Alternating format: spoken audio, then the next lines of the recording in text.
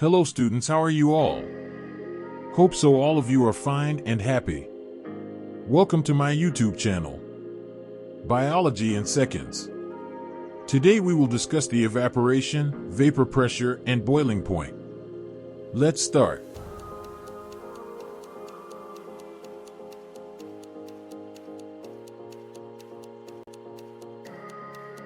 In this video, we are going to discuss the evaporation, boiling point and vapor pressure, and we'll also discuss some of the past paper questions जो MDCAT में पहले से ही appear हो चुके हुए questions.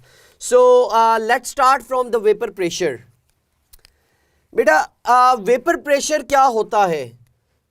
The pressure exerted by the vapors. The word itself defines this term कि vapours का pressure is called vapour pressure. लेकिन बेटा वेपर्स किसके होते हैं? We must have liquid particles, यानी कि लिक्विड के particles will convert into the vapour state, जो कि गैसियस स्टेट है. वेपर्स में कन्वर्जन जब होएगी तो वेपर्स की फॉर्मेशन से इनके दरमियान में इक्विलिब्रियम का मेंटेन होना जरूरी है. That is called vapour pressure. At dynamic equilibrium the pressure exerted by the vapors of the liquid, ठीक है? So that is called vapor pressure. तो यानी कि यहां पे एक पॉइंट आपके पास आ जाता है डायनामिक इक्विलिब्रियम का. When liquid and vapors coexist at dynamic equilibrium state, और जो प्रेशर उस दौरान एक्सर्ट होता है by those vapors, that is called as vapour pressure. तो बेटा वेपर प्रेशर का ताल्लुक टेम्परेचर के साथ क्या है? That is having a direct relationship. अगर टेम्परेचर को हम इंक्रीज करते हैं, वेपर प्रेशर भी इंक्रीज करेगा. फॉर एग्जाम्पल बेटा यहां पे I have taken few temperatures. You can see कि 0 डिग्री सेल्सियस पे एक लिक्विड है that is having this vapour pressure 4.579 torr 0 degree Celsius पे है. और अगर 50 डिग्री सेल्सियस पे हम इसका प्रेशर ऑब्जर्व करते हैं दैट इज 92.51. 100 डिग्री सेल्सियस पे जब हम ऑब्जर्व करते हैं इट्स प्रेशर इज 760 टॉर. तो बेटा 100 डिग्री सेल्सियस पे 760 टॉर हो गया. सो इट मीन्स कि जब टेम्परेचर इंक्रीज हो रहा है तो कोई भी लिक्विड होएगा that will exert more pressure, क्योंकि वेपर्स ज्यादा बनेंगे. ठीक है? So temperature is directly proportional to the vapour pressure, क्योंकि टेम्परेचर के इंक्रीज होने से वेपर्स ज्यादा बनेंगे. वेपर्स ज्यादा बनेंगे so they will exert more pressure. तो बेटा we have observe this relationship over here. Second concept, vapor pressure is directly proportional to intermolecular forces. बेटा intermolecular forces previous video में you can consult all the intermolecular forces, चाहे वो ion dipole forces है, Debye forces है, you have London dispersion forces, you have hydrogen bonding और you have dipole forces. तो बेटा वो तमाम previous video में हमने discuss किए हैं. You can check those concept from the previous video. और यहाँ पे उसी से relevant question relate करवाया गया है. Which one has lowest vapor pressure? जिसकी intermolecular forces weak हैं उसका vapor pressure ज़्यादा है, और जिसकी intermolecular forces ज़्यादा होंगी, stronger होंगी, that is having low vapor pressure. तो बेटा ग्लिसरॉल में कौन सी बॉन्डिंग होती है? It has hydrogen bonding. Glycerol में कौन सी होती है? Hydrogen bonding. And we discuss के हाइड्रोजन बॉन्डिंग स्ट्रॉन्ग बॉन्डिंग होती है. तो बेटा अगर स्ट्रॉन्ग बॉन्डिंग है तो इसका वेपर प्रेशर लो होएगा. Ethyl ether. तो बेटा इथाइल ईथर ईथर के मॉलिक्यूल्स में कौन सी बॉन्डिंग होती थी? दैट इज डायपोल फोर्स, जो कि relatively हाइड्रोजन बॉन्डिंग से वीक होती है. Pentane has London dispersion forces, जिनको हम कहते हैं that is the weakest intermolecular forces among all the forces. Isopentane alkanes है, ये भी अल्केन्स में लंडन डिस्पर्शन फोर्सेस होती हैं. तो बेटा यानी कि सबसे ज्यादा स्ट्रॉन्ग कौन सी है? That is hydrogen bonding. Hydrogen bonding सबसे ज्यादा स्ट्रॉन्ग है. तो बेटा इसका वेपर प्रेशर सबसे लो होएगा. So we will correct the option A. ठीक है, that is the correct option. Okay, let's observe another concept. बेटा एक तरफ है पेंटेन और एक है आइसोपेंटेन. अगर यही दो एग्जांपल्स दी जाए, इन दोनों में से बताओ किसका वेपर प्रेशर ज्यादा है. सबसे पहले you have to identify which one is stronger. तो बेटा remember this concept. Isopentane is a branched alkane, branched pentane. This pentane is straight. बेटा रिमेंबर दिस कॉन्सेप्ट कि straight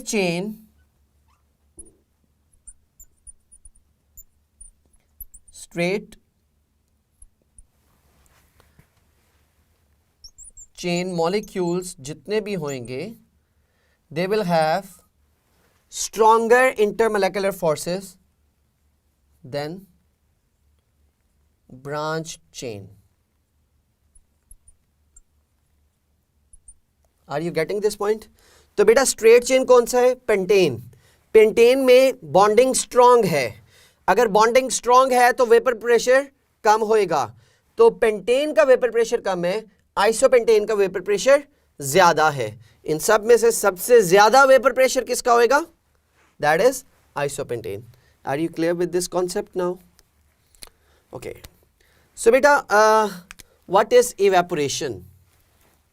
let's come over this point. Evaporation क्या है?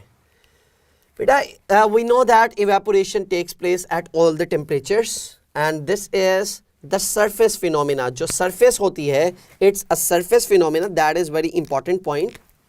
It's a surface phenomena.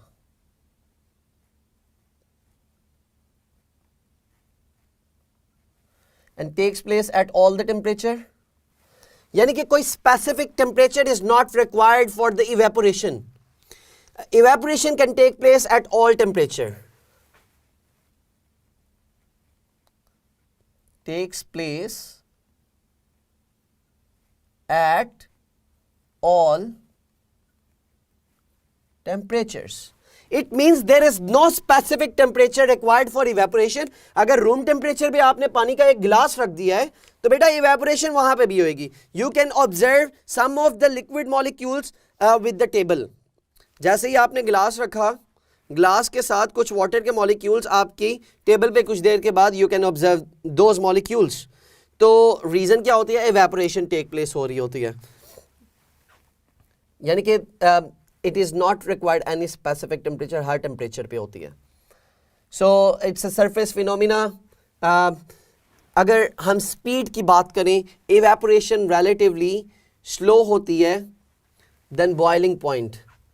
अगर boiling और evaporation को comparison करते हुए हम कहें स्पीड किसकी ज़्यादा है, तो evaporation is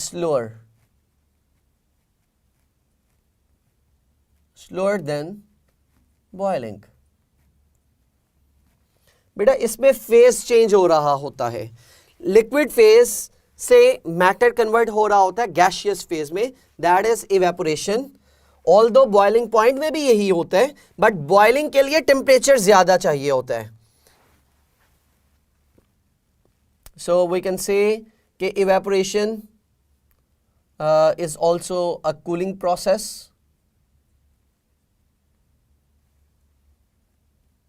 evaporation causes cooling.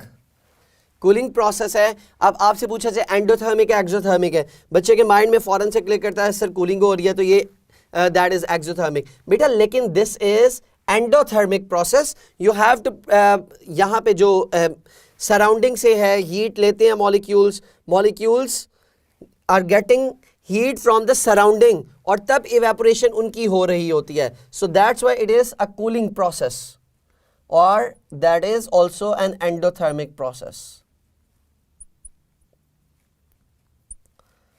ये दो की पॉइंट्स प्लीज याद रखिएगा.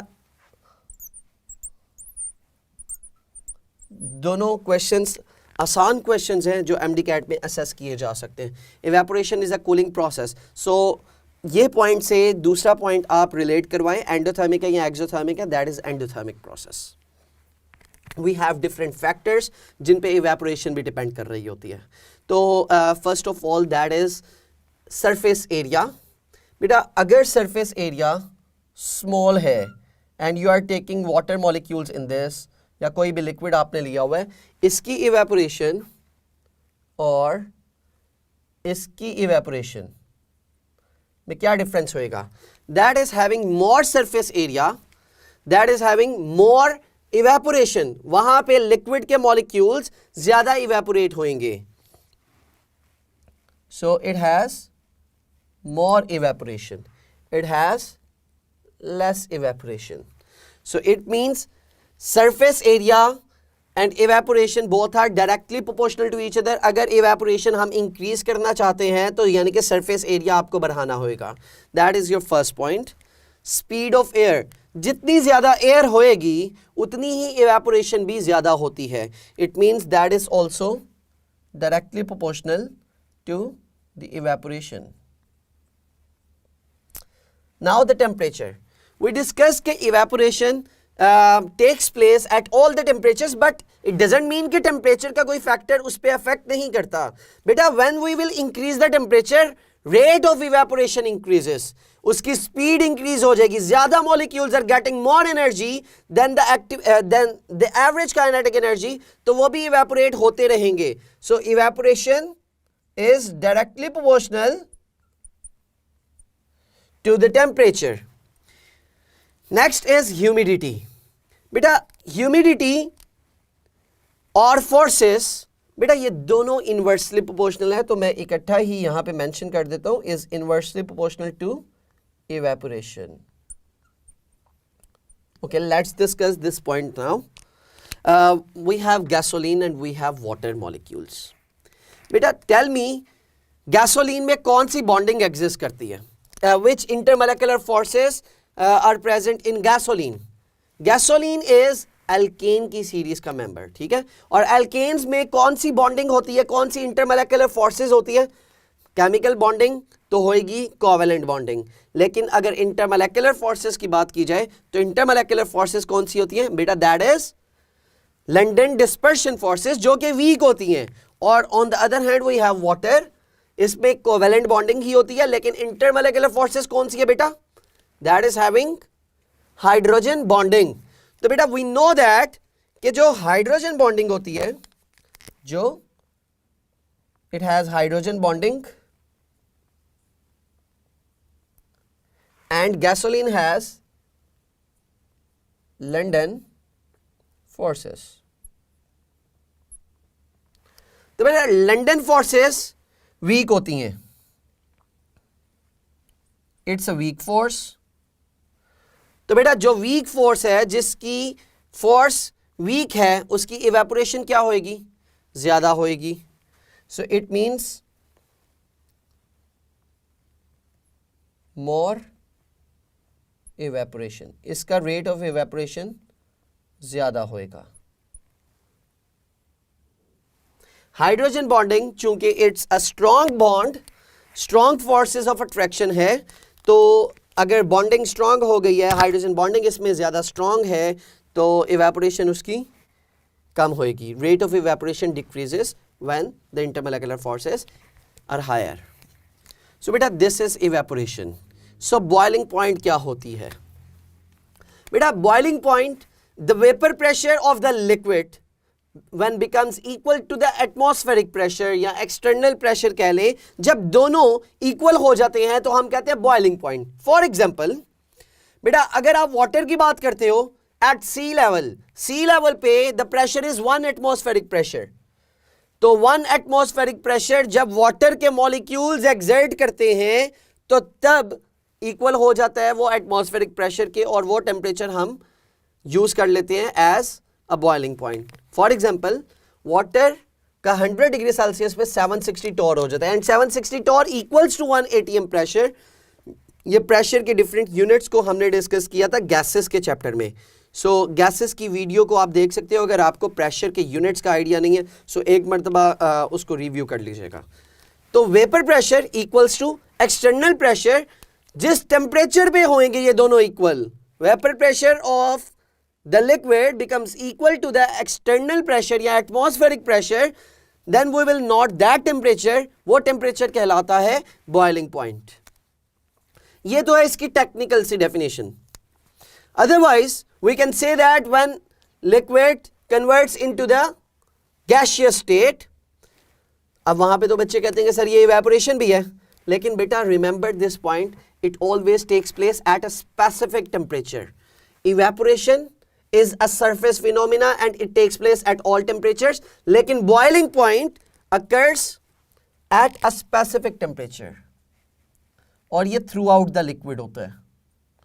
Boiling occurs throughout the liquid and it has a specific temperature, यानी कि boiling जो होएगी, बॉइलिंग प्रोसेस जो होएगा occurs at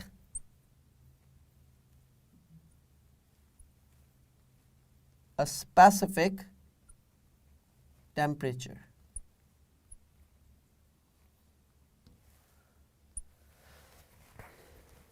और बॉइलिंग का प्रोसेस रिलेटिवली इवेपोरेशन से फास्ट होएगा क्योंकि टेम्परेचर ज्यादा होता है, यानी कि 100 डिग्री सेल्सियस पे वाटर इवेपोरेट होता है, सॉरी वाटर बॉयल होता है। 100 डिग्री सेल्सियस पे वाटर बॉयल होता है, रूम टेम्परेचर पे 25 डिग्री सेल्सियस पे, 20 डिग्री सेल्सियस पे, 50 डिग्री सेल्सियस पे, 70 डिग्री सेल्सियस पे, बेटा हर जगह पे इवेपोरेशन हो रही है। 90 डिग्री सेल्सियस पे evaporation is taking place, but we can not say water is boiling. बेटा जब भी बॉयल होएगा ना बबल फॉर्मेशन होती है। अगर विजिबल ऑब्जर्वेशन आप देखना चाहते हो, जब भी वाटर बॉयल होता है, boiling is a process in which you can see the bubble formation. You will not observe the bubble formation in evaporation process. So you can say कि ये आपकी observation हो सकती है। observation अगर पूछी जाए तो you can mention this point as well. All right ji, so जिस तरह हमने evaporation के different factors को discuss किया, we are having few factors for the boiling point as well. Boiling point is directly proportional to the forces. बेटा forces means forces of attraction, और forces of attraction में intermolecular forces को ही discuss किया और बार बार यही concept आपके use होते रहेंगे। So let me ask one question to you. You have to tell me which one has higher boiling point, which one has highest boiling point among the following. Number 1 option है आपके पास H2O, number 2 है आपके पास carbon dioxide, ठीक है, H2O carbon dioxide. Number 3 है HCl। Out of these 3 which one has greater boiling point? तो H2O में कौन सी बॉन्डिंग है, CO2 में कौन सी है, और आपने ऑब्जर्व करना है लास्ट वन कौन सी कही है, that is HCl।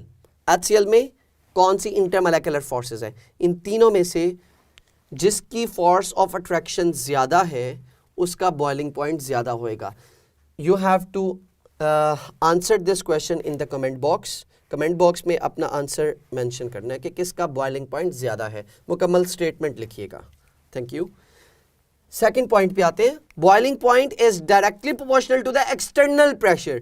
External pressure means atmospheric pressure. जितना एटमॉस्फेरिक प्रेशर ज्यादा होएगा उतना ही बॉइलिंग पॉइंट भी ज्यादा होएगा। जितना एक्सटर्नल प्रेशर कम होएगा उतना ही बॉइलिंग पॉइंट भी कम होएगा। एंड रिमेंबर वन पॉइंट बेटा, एक्सटर्नल प्रेशर यानी कि एटमॉस्फेरिक प्रेशर, जो जो हम ऊपर जाते रहेंगे हायर एल्टीट्यूड पे गैसेस कम होती हैं। गैसेस अगर कम है तो एटमॉस्फेरिक प्रेशर भी कम होएगा, एक्सटर्नल प्रेशर कम होएगा। सो अगर सी लेवल की हम बात करते थे, water's boiling point is 100 degree Celsius at sea level. Sea level से अगर हम ऊपर मूव करते रहेंगे, हमारे पास नॉर्दर्न एरियाज है, वी हैव मरी। मरी के एरिया के अंदर बेटा गैसेस कम हैं, अगर उससे ऊपर रीजन में मूव करें, माउंट एवरेस्ट है, माउंट एवरेस्ट में गैसेस की कंसंट्रेशन उससे भी कम है। अगर गैसेस की कंसंट्रेशन कम होती जा रही है तो एटमॉस्फेरिक प्रेशर भी कम होता जा रहा है। So it means atmospheric pressure सबसे कम कहां पे है बेटा? माउंट एवरेस्ट पे, इन तीनों पॉइंट्स में से। ठीक है, माउंट एवरेस्ट पे एटमॉस्फेरिक प्रेशर यानी कि एक्सटर्नल प्रेशर कम है तो बॉइलिंग पॉइंट भी सबसे कम होएगा। So this is the question. Boiling point of water is minimum at sea level. Sea level पे होता है अराउंड 100 डिग्री सेल्सियस। ठीक है, मरी में ये टेम्परेचर डिक्रीज कर जाता है क्योंकि हायर एल्टीट्यूड पे जा रहे हैं, एक्सटर्नल प्रेशर कम हो गया, एटमॉस्फेरिक प्रेशर यानी कि कम हो गया। बेटा atmospheric pressure, the pressure of the atmosphere. Atmosphere is an envelope of the gases. तो बेटा गैसेस का एक एनवेलप है अगर ये, तो इट मींस कि गैसेस ज्यादा हैं तो उसका प्रेशर भी ज्यादा होएगा। अगर गैसेस कम है तो प्रेशर भी कम होएगा। Atmospheric pressure decreases when we are moving upward higher altitude पे। तो मरी में इसका टेम्परेचर डिक्रीज कर जाता है, अराउंड 98 डिग्री सेल्सियस तक आ जाएगा। ठीक है, माउंट एवरेस्ट पे मूव करेंगे, वहां पे वेपर प्रेशर बहुत ही ज्यादा कम होएगा। सो इट इज अराउंड 79 78 इसके अराउंड वाटर का बॉइलिंग पॉइंट पहुंच जाता है। सो दैट इज अनदर की कॉन्सेप्ट जो कि रिलेट करना होता है आपने इस सेकंड फैक्टर के साथ। Alright, last point, boiling point is inversely proportional to the vapour pressure of the liquid. बेटा वेपर प्रेशर किसी भी लिक्विड का अगर ज्यादा होएगा तो उसका बॉइलिंग पॉइंट कम है। अगर vapour pressure of the liquid is lower तो उसका बॉइलिंग पॉइंट ज्यादा होएगा। तो ये चीज हम पहले ही यहां पे डिस्कस कर चुके हैं किस तरह से, जिसकी इंटरमॉलिक्यूलर फोर्स कम है उसका वेपर प्रेशर ज्यादा है, और जिसका वेपर प्रेशर ज्यादा होएगा उसका बॉइलिंग पॉइंट कम है। वी कैन से कि boiling point is directly proportional to the intermolecular forces. तो ये भी आप एक पॉइंट यहां पे जनरेट करके लिख सकते हो कि boiling point is directly proportional to IMF, intermolecular force. ठीक है, is directly proportional to intermolecular forces. So जिसकी इंटरमॉलिक्यूलर फोर्स स्ट्रॉन्ग है उसका बॉइलिंग पॉइंट भी ज्यादा है। ये फोर्सेस से ही हर जगह पे आप रिलेट करवा सकते हो। Not affected by the surface area. Evaporation is a surface phenomena. It depends upon the surface area. Surface area अगर ज़्यादा करते हो evaporation बढ़ जाती है, but it has no link with the boiling point. Boiling point depends upon the intermolecular force. It depends upon the vapor pressure of the liquid. It depends upon the external pressure. It depends upon the forces. All right, ji. Let's come over some past paper questions now. Question number 1. London forces are the only forces present among. बेटा tell me, आपने previous video में observe किया था relationship London forces का, और we discuss के that is the force of attraction which is significant in the non polar molecules. Non polars में ये सिग्निफिकेंट है। तो बेटा H2O this is a polar molecule. ठीक है, HCl is a polar molecule. Helium is a non-polar molecule. So we can select this option. London forces किन में are the only forces present among the atoms of helium in the gaseous state. H2O के molecules में कौन सी होती है? Hydrogen bonding. HCl में कौन सी होती है? That is dipole forces. Atoms of helium, helium के एटम्स में instantaneous dipole, induced dipole forces. बेटा that is monoatomic molecule as well. ठीक है, एटम्स ऑफ हीलियम एग्जिस्ट करते हैं मोनोएटॉमिक स्टेट में। So that's why it is mention atoms of helium in the gaseous state. Gaseous state है, it means molecular state है, monoatomic molecules. So option C is correct. That is past paper question जो MDCAT में पहले से आ चुके हुए हैं। Question number 2, ice is less dense than water. We know this point कि आइस की डेंसिटी कम होती है, वाटर की डेंसिटी ज़्यादा होती है। That's why ice floats over the surface of water. Ice is less dense than water at 0 degree Celsius, at 4 degree Celsius, at -4 degree Celsius, at 2 degree Celsius. बेटा water से less dense है। 9% spaces का concept याद करें कि हमने कहा था कि when water converts into the gas, water converts into the solid state, यानी कि वाटर आइस में कन्वर्ट होता है तो 9% स्पेसेस बढ़ जाती हैं। अगर 9% स्पेसेस बढ़ जाती हैं तो डेंसिटी डिक्रीज कर जाती है, 0 डिग्री सेल्सियस पे डिक्रीज कर जाती है। 4 डिग्री सेल्सियस पे क्या होएगा या 0 डिग्री सेल्सियस पे क्या होएगा? You have to answer this MCQ in the comment box. ठीक है, बिल्कुल सिंपल सा क्वेश्चन है और ये पहले हम डिस्कस कर चुके हैं प्रीवियस वीडियो में। That's why I am asking this question from you कि आपने इसका आंसर मेंशन करना है कमेंट बॉक्स में। Question number 3, you have to mention the correct order of boiling points.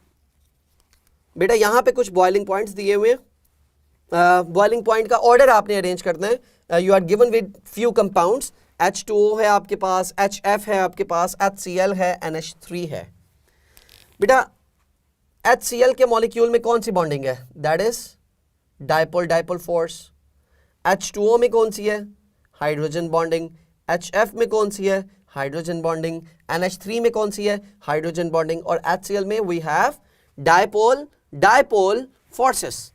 तो बेटा डाइपोल डाइपोल फोर्सेस तो वीक है, यानी कि इसका ऑर्डर बिल्कुल लास्ट में आना चाहिए। तो यहां पे there is only one option जिसमें HCl लास्ट में आ रहा है, तो यहां से आप रिलेट करवा सकते हो। Now we have to observe the sequence. सबसे पहले H2O, फिर है HF, फिर है NH3। What is the reason behind this thing? बेटा एक पॉइंट तो हमने पढ़ा था कि कोवेलेंट हाइड्राइड्स लेफ्ट से राइट मूव करते हुए बॉइलिंग पॉइंट इंक्रीज करता है। तो अकॉर्डिंग टू दैट कॉन्सेप्ट सबसे कम होना चाहिए NH3 का, उससे ज्यादा होना चाहिए N के बाद आता है ऑक्सीजन यानी कि H2O का, फिर आना चाहिए HF का। लेकिन यहां पे तो H2O का boiling point is greater than HF, it is mentioned here. तो बेटा यहां पे याद रखना है आपने कॉन्सेप्ट ऑफ हाइड्रोजन बॉन्डिंग। जो H2O है ना, इट हैज 2 हाइड्रोजन बॉन्ड्स।